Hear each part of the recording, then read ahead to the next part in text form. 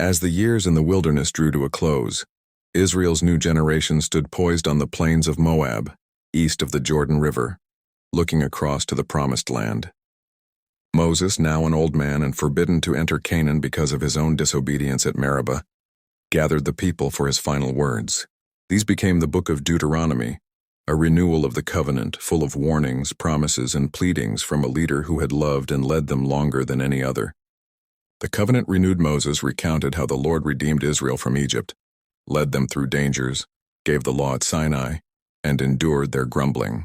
He called the people to remember God's faithfulness and to cling to him with their whole heart. The Shema, "Hear, O Israel, the Lord our God, the Lord is one," resounded as the central confession, Deuteronomy 6:4-5, summoning Israel to love the Lord with all their being. Laws were reviewed on worship, justice, care for the vulnerable, purity, kingship, and prophecy. Moses foretold both blessing for obedience and exile for rebellion. Yet again and again grace broke through.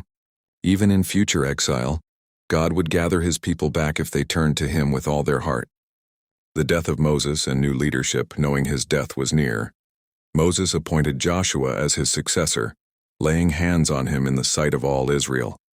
He was charged to be strong and courageous, for the Lord himself would go before them into Canaan and never forsake them.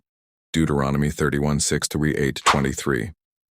Moses then climbed Mount Nebo, where God let him see the land he would not enter. There Moses died and the Lord himself buried him. Israel mourned their greatest prophet, but the book closes with hope. Since then, no prophet has risen in Israel like Moses, whom the Lord knew face to face. Deuteronomy 34:10. Looking toward the future with Joshua and a new generation, God's people were ready to cross into the land he had promised. The wilderness journey was over, but the story of faith, obedience, and God's presence would continue on new ground as the promise of God pressed forward toward fulfillment. Please don't forget to share, like, and subscribe. Thanks.